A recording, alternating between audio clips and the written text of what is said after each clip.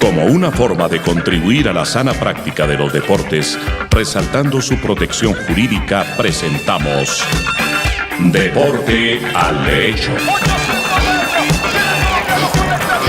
Los temas que conciernen a la actualidad de los acontecimientos deportivos cobijados por la Constitución y las leyes. Deporte al Derecho. Una presentación de La Voz del Derecho.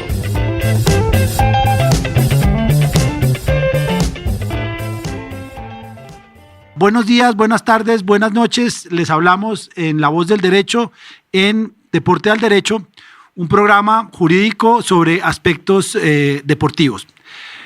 La semana pasada empezamos a hacer un intento de tener unas reuniones internacionales con abogados y hoy estamos avanzando en esta idea y aparte de Rafa Alonso, que es un abogado español que vive en La Coruña, gallego, es decir, que come muy bien, estamos invitando a Gonzalo Zubillaga, un abogado mexicano, que entre otras cosas Gonzalo y Rafa no sabía, son compañeros de estudio y ya les voy a explicar por qué. En Colombia nos acompaña una abogada experta en derecho laboral, en derecho colectivo del trabajo.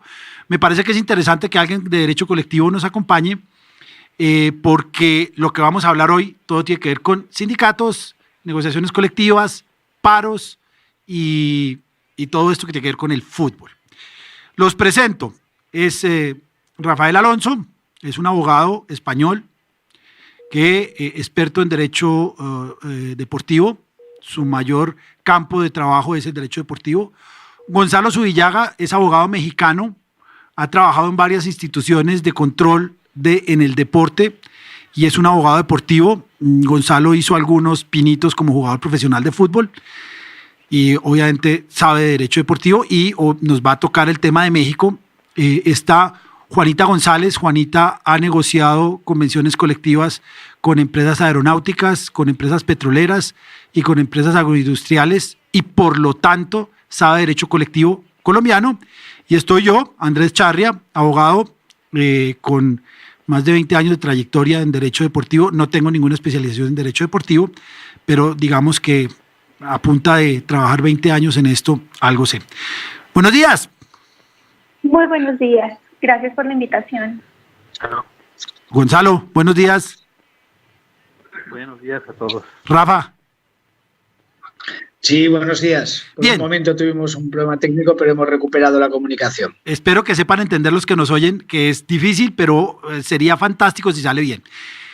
Los tengo reunidos porque hay una cantidad de manifestaciones de derecho colectivo del trabajo y fútbol que me llaman la atención. En Colombia, en este momento, hoy, estamos 9:12 de la mañana, estamos grabando. En este momento hay una hora cero para el paro, según dice la Asociación de Futbolistas Profesionales Colombianos.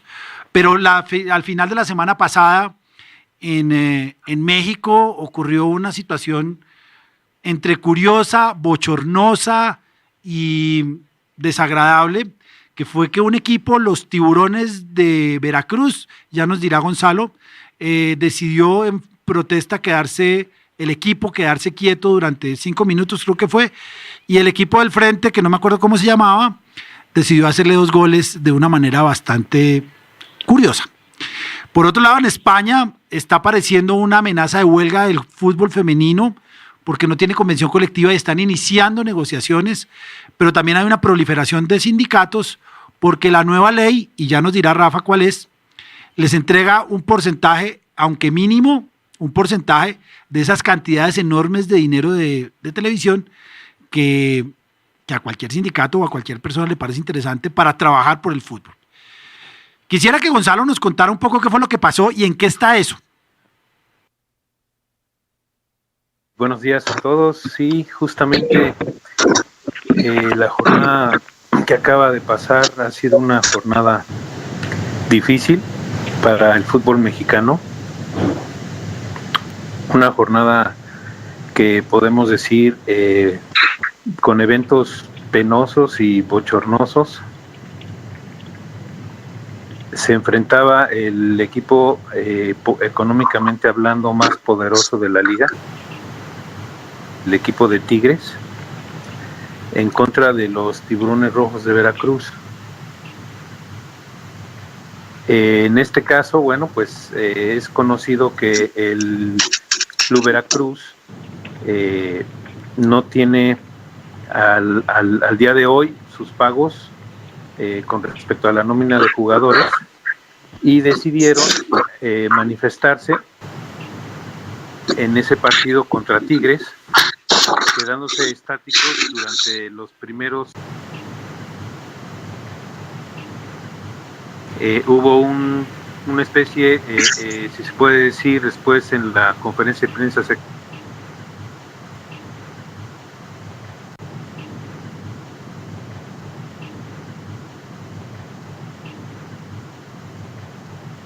dejar que ellos se manifestaran durante un minuto, pero los jugadores de Veracruz habían solicitado que fueran 3 minutos. Sin embargo, durante este tiempo fue que Tigres anotó 2 goles, cosa que fue calificada acá en México de poco solidaria, pues de que no existe unión entre los propios jugadores profesionales en México. Hoy por hoy no existe en México un sindicato de futbolistas, ¿no?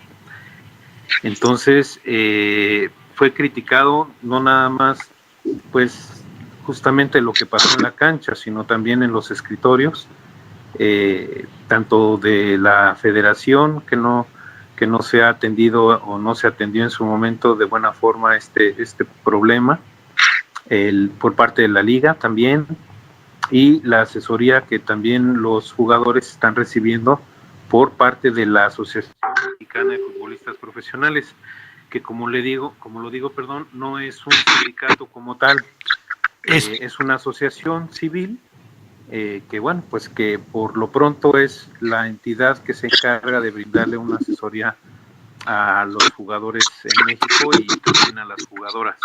Lo que pasó en México es un poco lo que pasa acá. En Colombia no hay sindicato, hay una asociación. Y yo ahorita estaba mirando, yo pienso mucho cuando me monto en la moto, y no podría haber sindicatos de base en cada equipo, o sería muy difícil, porque el número mínimo de jugadores serían 25, que es el número total de jugadores en plantilla, y con un solo esquirol se rompería el sindicato.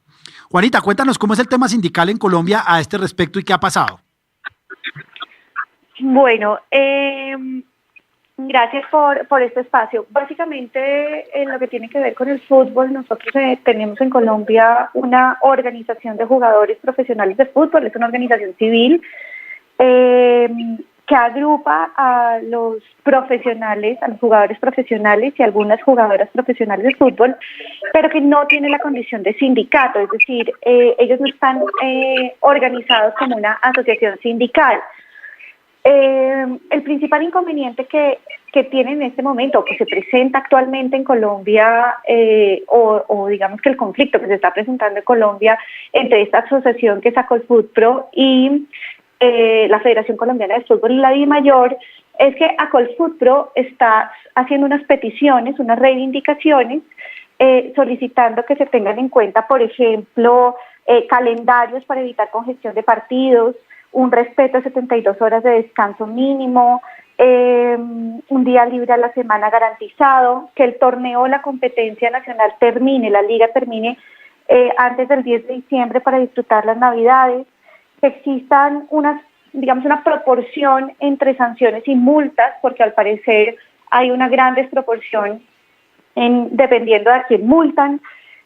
Y de manera, digamos, ya normativa se está solicitando el código disciplinario y el estatuto del jugador. En lo que tiene que ver con el fútbol femenino, básicamente garantizar la liga profesional. Entonces, todas estas cosas tienen un gran componente de carácter jurídico laboral, pero no necesariamente están ligadas al ejercicio del derecho laboral colectivo. ¿Por qué? Precisamente por lo que anotaba Andrés hace un momento. En Colombia hay 2 vías para la negociación colectiva. Lo primero que hay que indicar es que el artículo 55 de la Constitución dice que la negociación colectiva es un derecho. En eso sí no hay discusión. ¿Cuáles son las 2 vías que en Colombia existen legalmente para generar un conflicto colectivo? La primera vía es a través de un pliego de peticiones realizado por un sindicato, y eso inmediatamente enerva las normas colectivas del trabajo, y hay unas reglas específicas para obligar a negociar a los empleadores. Y aquí es donde viene el segundo tema. ¿Con sindicatos? ¿O pueden ser asociaciones? Sindicatos. Con sindicatos. No, Okay. Con sindicatos. Y es aquí donde viene el segundo tema, y es, Acolfutro, como les decía hace un momento, no es sindicato, pero hace unas peticiones a unas entidades con las que se tiene que relacionar obligatoriamente para trabajar, para que sus asociados trabajen. Y sus asociados, a su vez, son trabajadores de los clubes. Entonces, ¿qué le queda? Y eso lo resume muy bien Andrés en la columna de hoy de Asuntos Legales, y es, ¿qué le queda a Colfutro para hacer una reivindicación por la línea del derecho colectivo? Pues el pacto colectivo, pero tiene una barrera, y es precisamente el número de personas que se requieren para hacer una petición. Entonces, ¿qué es lo que nos ocurre aquí? Y es, se ha llamado al Ministerio del Trabajo para que intercedan como si se tratara de un conflicto colectivo. En la práctica lo es, porque es colectivo para las personas, porque es de naturaleza laboral, porque la realidad nos está diciendo que esas personas tienen unas reivindicaciones laborales, pero en la práctica su interlocutor no es el empleador. Su interlocutor es la DIMAYOR, y su interlocutor está siendo la Federación Colombiana de Fútbol, entidades que no son empleadores, y por ende, como Acolfutro no tiene la condición de sindicato, pues la vía no está siendo el derecho laboral colectivo. Entonces, aquí hay un tema, digamos, que además supera las normas laborales colectivas colombianas, y es que como no se reconocen entre ellos, uno no reconoce al otro como un interlocutor válido, pues no pueden llegar a acuerdos sobre cómo trabajar el fútbol. Hay una persona en la figura de la DIMAYOR, una persona jurídica que tiene un control económico, que tiene los derechos de televisión, donde Acolfutro solicita que por favor le den participación económica, y ellos les dicen no tengo por qué hacerlo. Existe además una petición de que haya una coordinación de cómo trabajar, es decir, de los calendarios, y ellos les dicen, no, yo voy a organizarlo como yo pueda, como yo quiera, y dependiendo además de los horarios que tenga FIFA Internacional y de los torneos que tenga FIFA Internacional, y están chocando permanentemente como una bola de ping-pong de entrenamiento contra una pared. ¿Cómo se soluciona esto? Hombre, pues hablando. No necesariamente tiene que tener el título de pliego de peticiones, no necesariamente tiene que ser por la vía del derecho laboral colectivo, tiene que ser una mesa de diálogo como en cualquier otro sector o industria, en donde hay partes que hacen un negocio y que además son fundamentales para que el negocio siga. La liga tiene que entender que sin jugadores no hay negocio, no hay partidos que transmitir. Entonces, vale la pena cuestionarse si son razonables o no las negativas a conversar. Rafa, cuéntanos en España qué está pasando con esta pluralidad de sindicatos y con el sindicato femenino. Lo que está pasando en España, ¿se me escucha bien? Sí, antes perfecto. de nada, antes de avanzar. Perfecto. Sí, perfecto. Pues lo que está pasando en España es que durante muchos años hubo un monopolio de los sindicatos. En cada deporte hay una única asociación que aglutina a los deportistas trabajadores. En el caso del fútbol es la Asociación de Futbolistas Españoles, llamada AFE. ¿Qué ha pasado? Que en los últimos tiempos a AFE le ha empezado a salir competencia. Entonces se ha creado un segundo sindicato específico de futbolistas llamado Futbolistas ON, que desde AFE la manera que tienen de convencer a los futbolistas de que se afilien a AFE y no al nuevo sindicato es que consideran que Futbolistas ON es un sindicato que está demasiado en sintonía con la patronal, con la Liga de Fútbol Profesional. Y de un tiempo a esta parte, la legislación laboral en España también ha permitido que los sindicatos de toda la vida, es decir, los sindicatos de mayor representatividad en todos los oficios y profesiones, que los dos principales en España son la Unión General de Trabajadores, UGT, y Comisiones Obreras, también pueden ahora meterse en la negociación colectiva del deporte profesional. Uy. Y en el fútbol femenino se está negociando por primera vez un convenio colectivo de fútbol femenino. Y uno de estos sindicatos, UGT, ha querido sentarse en la mesa negociadora junto a AFE y a Futbolistas ON para negociar este primer convenio colectivo de fútbol femenino de la historia. Lo que subyace en muchos de estos casos es el gozar de la mayor representatividad dentro del fútbol profesional, porque el decreto ley 5/2015 de reparto de los derechos de televisión atribuye unas cantidades muy importantes a repartir entre los principales sindicatos de deportistas en proporción a su representatividad dentro del sector. Y entonces, ¿amenazan con huelga las damas? En el caso del fútbol femenino hay una amenaza de huelga porque se llevan muchos meses negociando y no se llega a un acuerdo. El principal escollo está en que, por ejemplo, AFE, que siempre ha tenido el monopolio y quien ha negociado tradicionalmente el convenio del fútbol, considera que el fútbol femenino debe tener un convenio específico, lo que se conoce por un convenio franja, porque parten de la realidad de que, aunque sería deseable la equiparación salarial entre hombres y mujeres, la realidad del fútbol español es que no se puede establecer un salario mínimo igual en ambas competiciones, en la primera división masculina y en la femenina, porque en el caso de los clubes de masculino sería una cantidad muy pequeña, pudiendo estos pagar mucho más, y en el caso del fútbol femenino sería una cantidad muy alta que muchos clubes no generarían los ingresos suficientes para poder pagar ese salario mínimo. Entonces ellos abogan porque haya un convenio específico con un salario mínimo diferente del que existe en el fútbol masculino. Y en cambio, UGT, que se ha metido ahora por primera vez a negociar convenios colectivos deportivos, considera que aquí tiene que haber un convenio colectivo sectorial para toda la globalidad del fútbol y quizás otros deportes. Y eso es a lo que se opone, por ejemplo, la AFE. En el medio, como todo esto no avanza, pues las futbolistas amenazan con ir a la huelga porque ven que tras muchos meses aún se ha comenzado ya una temporada nueva, llevamos un mes, 2 meses de competición y siguen sin tener convenio colectivo, cuando la idea era que esta temporada ya se contase desde el inicio con poder estrenar el convenio colectivo del fútbol femenino. Yo tengo una pregunta para los mexicanos y los españoles y es, ¿FIFPro qué es? ¿Qué obliga? Es decir, ¿qué carácter vinculatorio tiene FIFPro? Porque una de las amenazas siempre es que FIFPro dijo y es que FIFPro hace. Y nunca he entendido bien qué es FIFPro. Es más, lo que veo es que casi no hay sindicatos, sino asociaciones civiles de jugadores profesionales. ¿Ustedes qué saben de esto?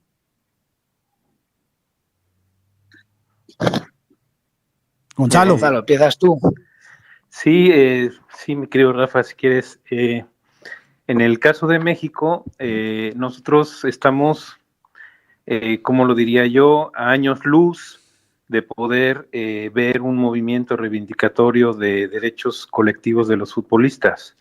Lo que sucede es que hasta hace no mucho, es decir, hasta hace 1 año y medio, lo que se tenía era la denominada comisión del jugador, que pertenecía a la estructura organizacional de la propia Federación Mexicana de Fútbol. Durante mucho tiempo estuvieron negociando justamente con FIFPro para poder ocupar un lugar que, entre comillas, diríamos que sería para el sindicato de futbolistas como tal. Sin embargo, después de un proceso de independización, que no es al 100% esta independencia, se funda lo que ahora es la denominada Asociación Mexicana de Futbolistas Profesionales, que a su vez presenta la solicitud a FIFPro para convertirse en miembro de FIFPro y, bueno, pues ocupar, por decirlo así, la silla de lo que sería la asociación o el sindicato representativo de los futbolistas en México. Mexicanos. Lo que sucede es que, pues también desafortunadamente hablando, en México un sindicato de futbolistas, en el pasado ya hubo un intento, es mal visto desde el punto de vista empresarial, ya que los dueños de los equipos, acá no existen las clubes, tampoco asociaciones pues civiles administrando clubes, sino son consorcios, son empresas que no han visto con buenos ojos la probable formación de un sindicato como tal, y lo que ahorita se tiene, bueno, pues es una asociación que, si bien es cierto, es reconocida por FIPRO, está apenas en desarrollo, es una asociación que no tiene más de 1 año y medio, que subsiste de un apoyo que le proporciona la Federación Mexicana de Fútbol, de un pequeño porcentaje de lo que representan las transferencias de jugadores, que significa el apoyo de unos 30 millones de pesos mexicanos al año hasta ahora. ¿Eso en dólares cuánto puede ser? A raíz del que será en dólares, son aproximadamente 30 millones, son como poco más de $500,000, una cosa así, y no sé, el discurso ahorita es con respecto, más allá de lo que son los derechos laborales, es la imagen de la liga como tal, como un producto comercial. El impacto que tuvo lo que sucedió el sábado, dejando de lado lo que es la cuestión reivindicatoria de los derechos de los futbolistas, con adeudos que van de 3, 5 o 6 meses de salario. La preocupación de lo que es el negocio como tal de la Liga Mexicana es el daño que se le hizo a la imagen de la liga como un producto que se vende, pues no nada más aquí en México, sino a nivel internacional. Y el punto es ese, que no se ha podido avanzar porque la preocupación o la prioridad que se le ha dado, al menos acá en México, es al negocio comercial.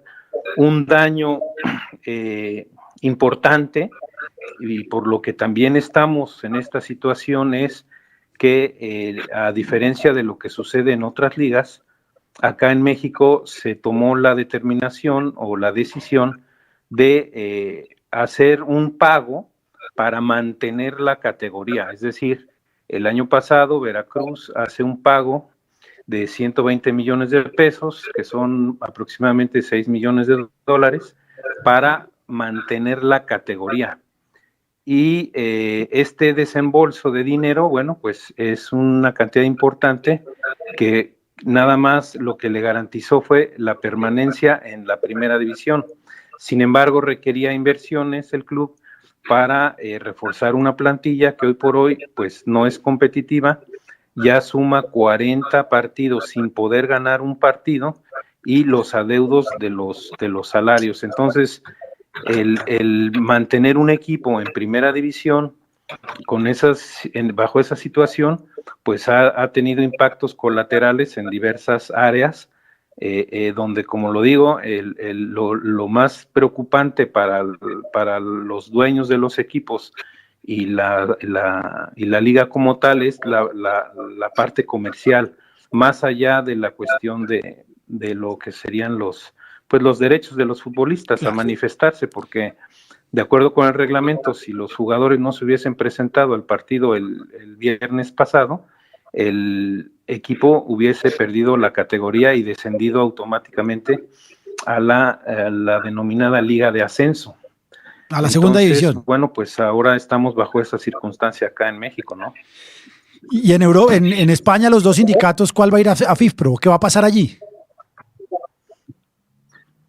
Creo que se van a integrar ambos. Realmente el servicio que, a mi modo de ver, cumple FIFPro es hacer las veces de una organización internacional que aglutina a todos los sindicatos de futbolistas y ser un poco su voz en la FIFA. De hecho, el actual reglamento del estatuto y la transferencia del jugador, que es como la Biblia del derecho laboral de los futbolistas, ¿no?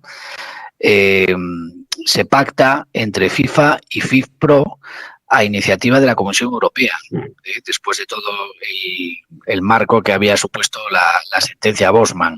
Y es ahí donde se establece, por ejemplo, la limitación de los contratos a un máximo de 5 años.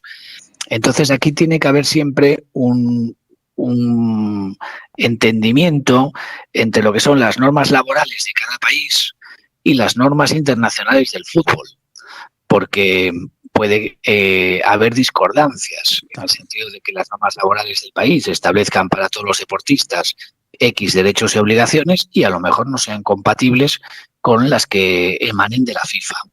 Y entonces ahí FIFPro pues cumple una función importante procurando que siempre se salvaguarden los derechos de los futbolistas en la reglamentación de la FIFA y en sus sucesivas modificaciones. Y de hecho interviene activamente también en la Cámara de Resolución de Disputas, sí, nombrando árbitros, muchos de ellos ocupan puestos de relevancia en el organigrama internacional de FIFPro y eso es el papel que cumplen. Por lo tanto, yo no concibo que ni AFE ni Futbolistas son renuncien a ser miembros activos de FIFPro porque es la forma de estar incardinados dentro de toda la pirámide de la representación de futbolistas a nivel internacional. Claro. Entonces, ¿tú crees que FIFPro podía tener, a diferencia de FIFA, que solo puede tener una federación nacional o una asociación nacional, FIFPro sí podía tener 2 o 3 sindicatos españoles en su organigrama? Lo desconozco porque como hasta hace muy poquito en España no había más que un sindicato por deporte, pues es algo que nunca se nos había planteado, con lo cual no sé si es necesario hacer una elección para ver quién es el sindicato de mayor representatividad y quién tiene derecho a ser miembro de FIFPro o si cabe que más de una asociación sean miembros de FIFPro. Habrá que acudir a sus estatutos, que la verdad confieso que los desconozco en este particular. Bueno, 5 minutos de pausa y continuamos.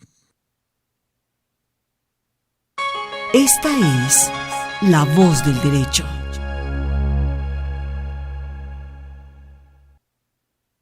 Bien, continuamos acá. Juanita tiene unas preguntas y personalmente yo también las tengo sobre el caso mexicano. A mí me llama mucho la atención porque FIFA, vía reglamentos sobre el estatuto de transferencia de jugadores, que ya lo dijo Rafa, es la Biblia, le está diciendo a las federaciones que incluyan en sus reglamentos algunos aspectos para el pago oportuno de las deudas. A mí me llama la atención cómo no han acudido a la justicia deportiva los jugadores del Veracruz, y Juanita tiene más o menos la misma pregunta. Juanita. La pregunta básicamente es la siguiente. El derecho laboral mexicano y las instituciones laborales mexicanas son están bastante fortalecidas en relación con el derecho de los trabajadores a reivindicar el salario. Y sorprende que en el caso del Veracruz los jugadores están diciendo que llevan más de 6 meses con deudas de salario, pero adicionalmente que se ha aceptado a hablar y a negociar, que siempre les piden paciencia, pero parecería, y desconozco si algún jugador lo ha hecho, que no hay ni querellas ni demandas ante las autoridades del trabajo y que pues tampoco han ejercido la justa causa para terminar el contrato de trabajo. Es decir, cuando un jugador que es un trabajador no le pagan, pues tiene derecho a alzar la mano y decir yo me voy y a buscar otro espacio en el fútbol. Yo sé que por los periodos de inscripción pues quedaría libre y digamos que preferible. Quedaría desempleado 6 meses. Quedaría desempleado 6 meses, pero pues entre estar desempleado 6 meses y utilizar el tiempo en otra cosa, a no poder utilizar el tiempo en otra cosa y recibir un salario, pues sorprende que no hayan hecho ningún ejercicio de reivindicación o una acción o una querella ante las autoridades del trabajo. No sé qué nos puedas contar al respecto.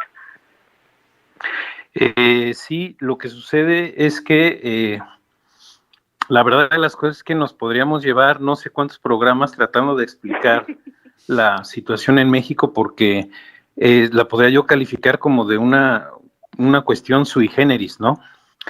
porque hasta hace también un año en México lo que existía era el denominado pacto de caballeros, en el cual los jugadores, en México no existían los jugadores libres, ¿no?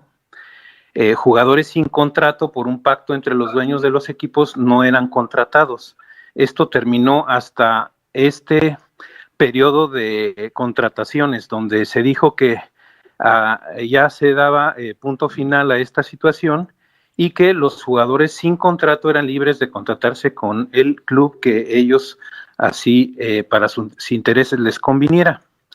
La situación específicamente con Veracruz es que acá en México es muy común, como en algunos otros países sudamericanos, el tema de que los jugadores tienen dos contratos. Uno, que es el denominado contrato federativo, contrato de trabajo, que es el que se registra en la Federación Mexicana de Fútbol, y firman otro que es por derechos de imagen, un contrato que pudiera registrarse en la federación o no podría estar registrado en la propia federación. ¿Y es donde está la plata grande? Lo que sucede es que el contrato de trabajo normalmente equivale a un 20-25% de la cantidad total que recibe un jugador de fútbol. Entonces, si la Comisión de Conciliación y Resolución de Controversias de la Federación Mexicana de Fútbol resuelve, es con base en los documentos que ellos tienen registrados en la federación. Pero si yo, futbolista, acudo a la Comisión de Controversias, pues van a resolver con respecto a ese contrato que está registrado en la federación. Pero ese es un tema que ya se superó, eso ya se superó en el Tribunal Arbitral del Deporte. Las percepciones del jugador. Ese es un tema que ya Por eso lo que ellos quieren es que llegar a un acuerdo con el dueño del equipo para que él de alguna manera reconozca en un documento el adeudo total que tiene con cada uno de los jugadores, para que ellos este documento lo puedan presentar en la federación y así poder reclamar la cantidad total que ellos perciben mensualmente. Sin embargo, esto de alguna forma lo que ha hecho es, como decimos coloquialmente, pues destapar la caja de Pandora. ¿Por qué? Porque al conocer las autoridades fiscales y civiles de la existencia de dobles contratos, quiere decir que también pudiera haber ahí una evasión fiscal, pensiones alimenticias de jugadores que no se están cubriendo con base en el salario real de los jugadores, y porque hay pagos en dinero en efectivo, no hay transferencias bancarias de la totalidad de las cantidades que se manejan para los pagos. Y bueno, pues ahora sí que, como les digo, podríamos pasarnos muchos programas hablando de esto, porque ciertamente hay mucha tela de dónde cortar, y es por eso también que aunque hay un capítulo del deporte profesional en México en la ley del trabajo, los jugadores no acuden a las instancias oficiales públicas, sino que para este tipo de reclamos, pues acuden a la Comisión de Conciliación y Resolución de Controversias de la Federación Mexicana de Fútbol, que dicho sea de paso, es la primera vez que la gente de esta comisión se traslada al lugar donde se están dando estos hechos, que es en este caso en Veracruz, para recibir las demandas o reclamos, por decirlo de alguna manera, de estos jugadores para la apertura de los procesos y resolver con respecto a ello, ¿no? Hasta ahora nunca se habían trasladado al lugar de los hechos para recibir los escritos de las, se le denomina controversias en México. Ellos están de acuerdo a lo que se dijo en una conferencia de prensa que dio el presidente de la federación y el presidente de la liga, 2 días, domingo, ayer y hoy, recibiendo los escritos, y las audiencias de los que hubiesen presentado esto se llevarán a cabo el día martes y miércoles para ver si de un fondo que también autorizó la federación pueden hacerles un pago hacia el viernes y bueno, pues ya tener resoluciones definitivas en el transcurso de las próximas semanas. Entonces, la pregunta de por qué ellos no, después de 6 meses, no reclamaban es eso, que algunos incluso no es que no tengan o no hubiesen firmado ambos contratos, el de trabajo y el de imagen, sino que tampoco tienen copia de ninguno de los dos documentos. Eso ocurre y hay mucho. Otros que como les pusieron en el contrato de imagen condiciones a resultados, minutos jugados o partidos celebrados, etcétera, hay algunos jugadores que no quisieron firmar ese contrato y que de acuerdo con lo que ya expuso e hizo público el dueño del equipo, llegaron a un acuerdo verbal. Entonces, para un jugador pues, es muy complicado acreditar que pues, llegó a un acuerdo con el dueño del club sobre cierta cantidad que ahora pues se le debe, pero para poderla acreditar pues necesitaría muchos elementos de prueba para poderlo hacer y eventualmente cobrar el dinero que se le debe, ¿no? ¿Tienes otra pregunta, Juanita? Creo que esta es para Rafa. Juanita. Hola, aquí estoy, dame un momento. La pregunta para Rafa es, ¿cómo juega la Cámara de Resolución de Disputas en este tema del fútbol femenino y en relación, por ejemplo, con lo que estamos viviendo aquí en Colombia con el paro de jugadores de fútbol? Antes de abordar ese tema, si me lo permitís, y haciendo paréntesis, me ha parecido muy interesante dar respuesta al interrogante que nos planteábamos hace un rato de si puede haber más de un miembro en FIFPro por país. Y acabo de consultar en la página web de fifpro.org sus estatutos y la respuesta es que no puede haber más de un sindicato miembro de FIFPro por cada país.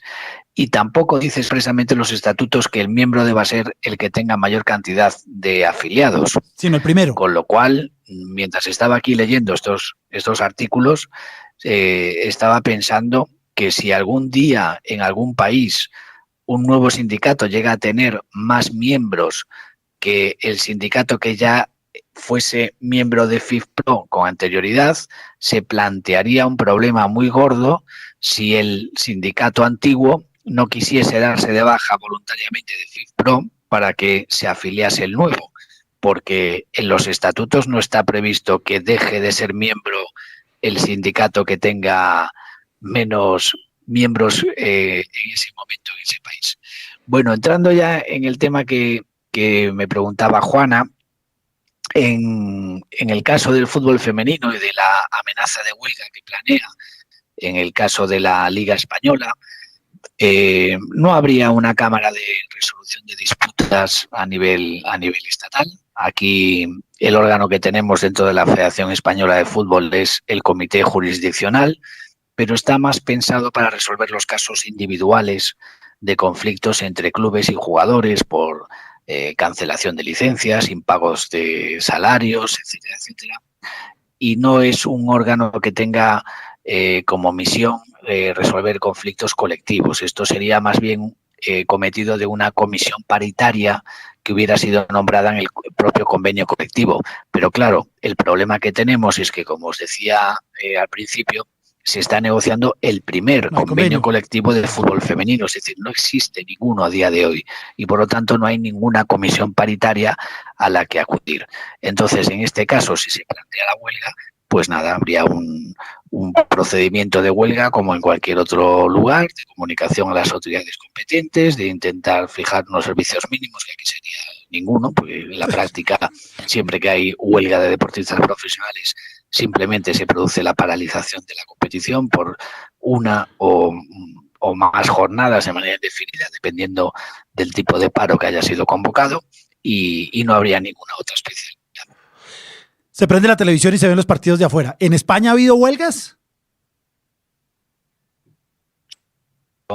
Muchas huelgas. Ha habido ya desde el propio inicio de AFE, empezó con una huelga.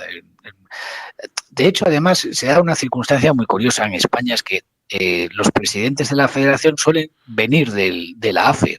Ángel María Villar fue presidente de AFE antes de ser presidente de la Federación Española, y el actual presidente, Rubiales, fue presidente de AFE antes de acceder a este cargo. Son jugadores. Con lo cual, realmente los sindicatos de futbolistas y AFE en particular, que ha tenido el monopolio hasta hace relativamente poco, siempre ha tenido un peso decisivo, incluso en las elecciones para presidente de la Federación, hasta ese punto de que normalmente el presidente del sindicato acaba siendo presidente de la Federación años más tarde. Y ha habido huelga también en el baloncesto, por ejemplo, que tienen otro sindicato, que es la Asociación de Baloncestistas Profesionales. Ha habido huelga. En el ciclismo, creo recordar que también, o por lo menos hubo un conflicto colectivo que acabó en la Audiencia Nacional. No es nada extraño que se produzcan situaciones de huelga en el fútbol español, incluso en ocasiones por temas a priori tan poco importantes como el calendario y si debe haber o no jornada de liga coincidiendo con las fiestas de Navidad. Eso ha dado lugar también a amenazas de huelgas en los años más recientes. Acá ha ocurrido esto. Juana, ¿qué va a pasar en Colombia? Acabo de leer que la DIMAYOR no asiste a la reunión que convocó el Ministerio de Trabajo. Bueno, eso tiene una explicación, y es que la DIMAYOR digamos que en estricto sentido no reconoce a Colfutpro como el interlocutor válido, pero adicionalmente que la reunión fue convocada por el viceministro de Trabajo, el señor Baena, que fue abiertamente recusado por la DIMAYOR en una comunicación pública que circuló entre jueves o viernes pasado. Entonces, pues claramente ellos no se sienten ni invitados ni convocados porque no reconocen que esto sea un conflicto colectivo. Ellos consideran que esto es una cantidad de peticiones que hacen unos interlocutores que están en el negocio con ellos y que pues la respuesta a sus peticiones ha sido que no, y que DIMAYOR sigue, digamos que gobernando los temas de calendarios, organización de la liga, los derechos de televisión, etcétera, de conformidad con sus propias políticas. Entonces, claramente es un portazo a una invitación que no necesariamente era de carácter laboral. El viceministro Baena había sido muy claro en el sentido de acoger una recomendación de OIT. Es que hay que aclarar una cosa, y es que Colfutpro ya llevó a Colombia a la Organización Internacional del Trabajo y la denunció por la violación de los derechos de negociación colectiva, de representación colectiva de los trabajadores. Y Colombia tiene dos recomendaciones, una en el año 2007 y otra en el año 2009, en donde la Organización Internacional del Trabajo les dice, vea, puede que Colfutpro no sea una asociación sindical, pero es una asociación de trabajadores y usted debe propender porque estas personas tengan los espacios adecuados para poder ventilar sus peticiones y mejorar sus condiciones de trabajo. Entonces el gobierno nacional, ¿qué hace? A través del ministerio levanta la mano y dice, oiga, ¿saben qué? Vengan, yo los invito a hablar, porque esa es mi obligación, porque además hay una organización internacional que me dice que recomienda que yo genere esos espacios, entonces yo les abro esos espacios, vengan a dialogar, pero claramente la DIMAYOR no los va a reconocer, no los reconoce, y pues la prueba es que los dejaron plantados. ¿Qué va a pasar? Seguramente habrá un cese de actividades de jugadores de fútbol. Esto generará un conflicto con sus empleadores, pues porque, por ejemplo, los que paren por solidaridad, pues, hombre, están desconociendo el principio fundamental del contrato de trabajo, que es prestar el servicio, y de pronto sus empleadores podrían tomar medidas, sancionarlos disciplinariamente o incluso generar el despido. Y pues en esto los jugadores tienen que ser muy conscientes de qué significa parar por solidaridad o qué significa parar por la reivindicación como asociados a Colfutpro. Y por otro lado, la DIMAYOR debería ser un poco más consciente de que, pues, si son los jugadores precisamente los que permiten que exista el negocio del fútbol, porque yo no me imagino el negocio del fútbol sin los jugadores y las jugadoras en la cancha, pues convendría que todos estuvieran en lo posible contentos, o por lo menos con condiciones en los que todos estuvieran cómodos para trabajar. Eso es lo que va a pasar. Gonzalo, ¿y en México qué va a pasar?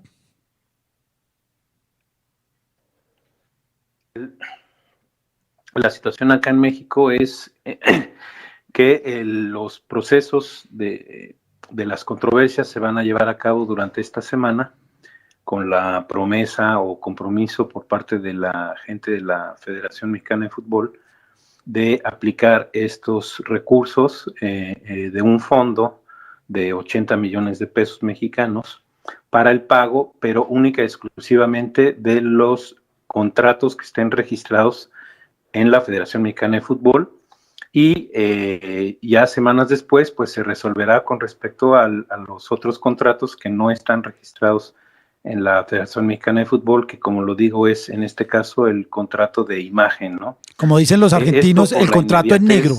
Y la necesidad que tienen ya después de todos estos meses los jugadores de disponer de dinero para pagar sus necesidades inmediatas, ya que hay algunos que obviamente pues ya tuvieron que abandonar las casas donde vivían porque pues no podían pagar la renta, escuelas, etcétera.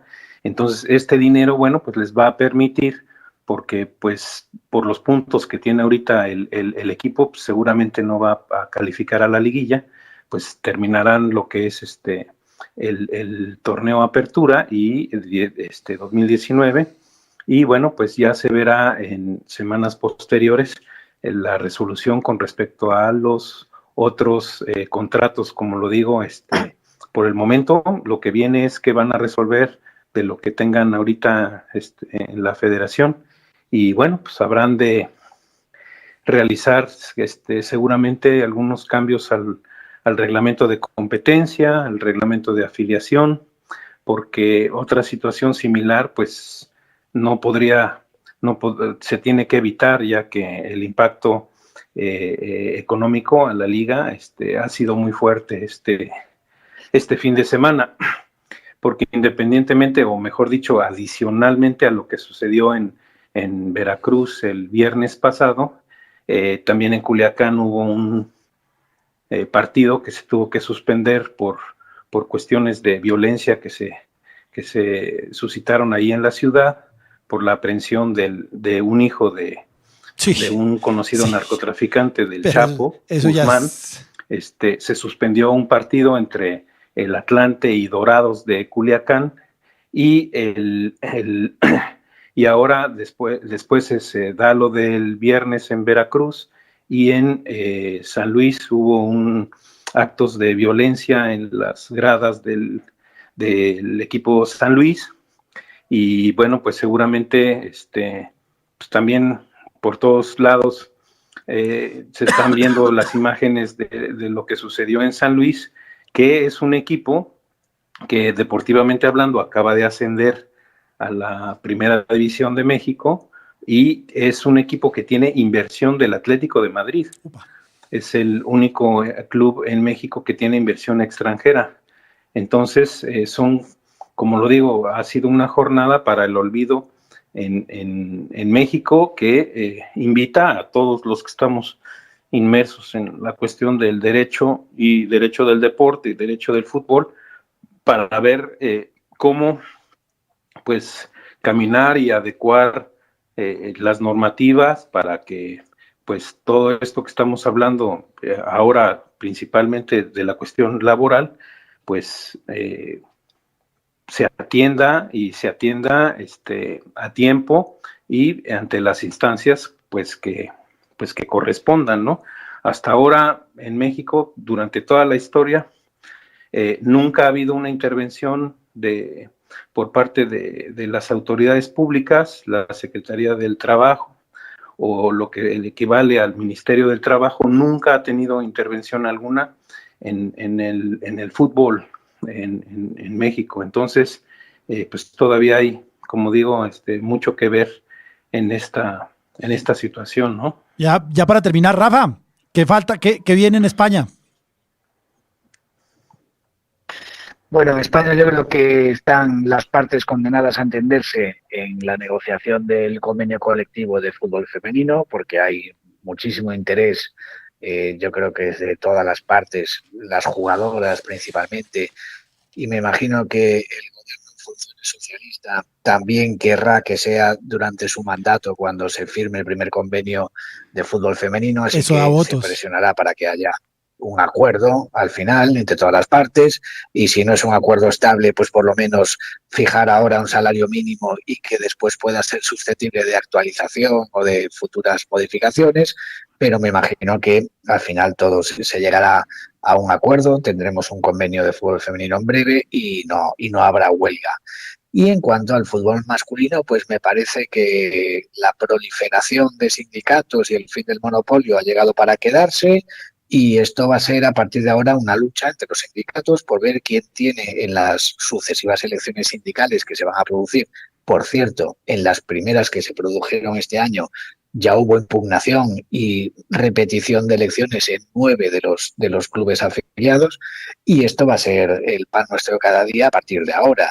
Es decir, una lucha encarnizada por ser el sindicato con mayor representatividad, porque a partir de ahí es cuando se va a tener acceso a las importantes cuantías económicas que van en proporción al número de afiliados que se tengan para obtener ese reparto de los derechos de televisión. Y eso es lo que pasará también en el fútbol masculino, evidentemente. Bueno, Juanita, Rafael y Gonzalo, me encantó el programa. Vamos a tratar de mejorar algunos temas técnicos. Estamos empezando y tener Centroamérica y el Atlántico de por medio nos cuesta trabajo. Muchísimas gracias a todos. Como una forma de contribuir a la sana práctica de los deportes, resaltando su protección jurídica, hemos presentado Deporte al Derecho. Los temas que conciernen a la actualidad de los acontecimientos deportivos cobijados por la Constitución y las leyes. Deporte al Derecho. Una presentación de La Voz del Derecho.